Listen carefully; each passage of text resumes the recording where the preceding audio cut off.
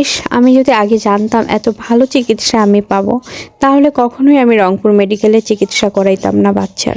আসসালামু আলাইকুম সবাইকে, আশা করি সবাই ভালো আছেন। আমিও এই মুহূর্তে আলহামদুলিল্লাহ অনেক ভালো আছি।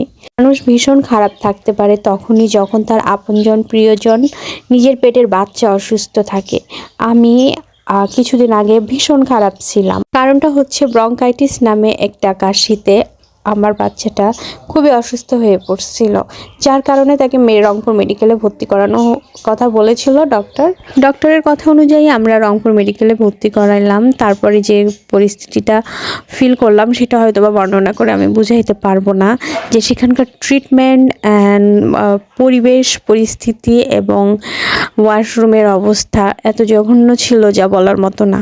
নোংরা পরিবেশ, দুর্গন্ধ, নর্দমাযুক্ত বাথরুম, আর একদিন এক রাত পানি না থাকায় জনজীবন দুর্বিষহ হয়ে পড়েছিল আমার চোখের সামনে। আমি যেটা দেখেছি, এর মধ্যে বাচ্চারা থাকলো, সুস্থ হওয়া থাকলো দূরের কথা, বাচ্চারা আরও অসুস্থ হয়ে আমার চোখের সামনে কতটা মারা গেছে আমি সেটা নিজ চোখে দেখছি।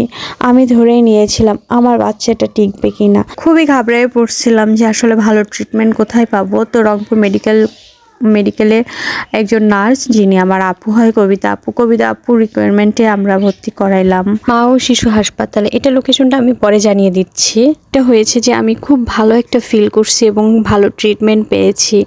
আর যেটা হয়েছে যে ডক্টরের ভিজিটটা খুব হাই থাকলেও ডক্টর কিন্তু অনেক ভালো, এবং ইনি হচ্ছে রংপুর মেডিকেলের বিভাগীয় প্রধান ছিলেন, এখন রিটায়ার্ড। স্যার রিটায়ার্ড করার পর স্যার নিজে একটা ক্লিনিক দিয়েছেন, মাশাআল্লাহ অনেক ভালো।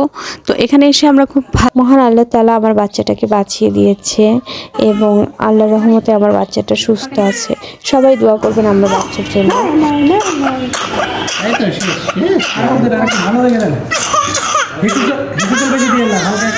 উল্টে না, কাশি উঠলেই বাচ্চাটার কেমন জানি অদ্ভুত রকমের চেহারা হয়ে যায়, তো দেখে অনেক বেশি খারাপ লাগতো। আসলে খুব বেশি কষ্ট লাগতো যখন কাশি উঠতো বাবুর। আর যেটা হয়েছে যে কাশি ওঠার সঙ্গে সঙ্গে ডাক্তার আমাদেরকে শিখিয়ে দিয়েছিল যে কাশি উঠলে ওকে উপর করে নেওয়ার জন্য, উপর করে পিঠের মধ্যে থাবড়ানোর জন্য। তো ওইটাতে তার নাকি জীবাণুগুলো সব বের হয়ে যাবে। ব্রঙ্কাইটিস একটা ভাইরাসজনিত ইনফেকশন, যেটার কারণে এরকম কাশি হয়েছিল। আর এই জন্য আমাদেরকে কিছু টেস্ট করতে দিয়েছিল, ব্লাড টেস্ট, এক্স-রে সহ আরও যাবতীয় অনেকগুলোই টেস্ট দিয়েছিল, যেগুলো আমরা করিয়েছিলাম সম্পূর্ণই বাইরে। প্রথম যে এক্স-রেটা করিয়েছিলাম ওই এক্স-রেতে অনেকগুলো জীবাণু ছিল, যেগুলো এখন পর্যন্ত কমেছে কিনা সেই জন্য আমরা আবার আরেকটা এক্স-রে করব। আর এটা ভেবে কষ্ট লাগছে যে বাচ্চাটার এখন পর্যন্ত খুব পরিমাণ কষ্ট হচ্ছে। তারপরে আবার চিন্তা হচ্ছে যে মেডিকেলে আমরা যে 3 দিন ছিলাম, এই 3 দিনটা পুরাই ওয়েস্ট করে ফেলেছি।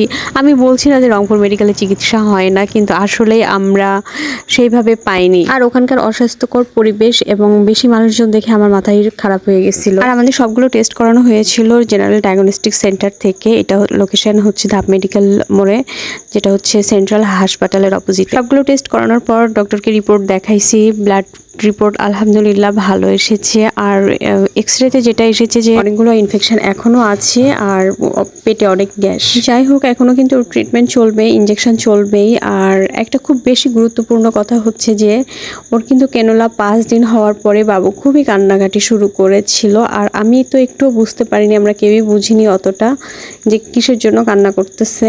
ওইটা আসলে ওর ক্যানুলার ব্যথা হচ্ছিল, এই জন্য সারা দিন রাত কান্না করছে একইভাবে, 2 দিন ঘুমাইতে পারেনি।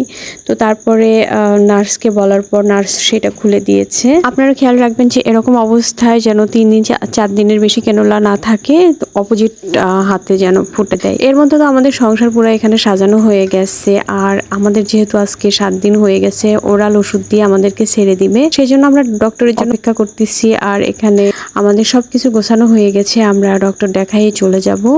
আর ডক্টর লাস্ট কি ওষুধ দিবে সেগুলো। এই ক্লিনিকে আমরা অনেক ভালো ট্রিটমেন্ট পেয়েছি এবং খুবই নিরিবিলি একটা পরিবেশের ক্লিনিক এটা। তাছাড়াও ক্যান্টিন, ওষুধের দোকান সবই পেয়ে যাবেন হাতের নাগালে। ডক্টরস কিংবা প্রাইমে আপনারা হয়তো বা দ্রুত চিকিৎসা পেয়ে যাবেন, কিন্তু ওইটা একটু এক্সপেন্সিভ হয়ে যাবে। আর এটা কিন্তু খুবই রিজনেবল প্রাইসের মধ্যে খুব ভালো পরিবেশ পেয়েছি আমরা, এবং ডক্টর অনেক ভালো ছিল। আশা হাসপাতাল রংপুর কিংবা মা ও শিশু হাসপাতাল নামে এটা পরিচিত। আর আপনারা এটা পেয়ে যাবেন রংপুর টার্মিনাল থেকে 5 মিনিট ব্যাকে আসলে আপনারা এই লোকেশনটা পেয়ে যাবেন। তো আজকের ভিডিও দেখে আপনারা যদি কেউ উপকৃত হন তাহলে সবাই আমার জন্য দোয়া করবেন অ্যান্ড সবাই ভালো থাকবেন, সুস্থ থাকবেন, নিজের এবং নিজের ফ্যামিলির প্রতি যত্নশীল হন, যেহেতু এখন অসুস্থ সিজন, সেই জন্য সবাই টেক কেয়ার। আল্লাহ হাফেজ।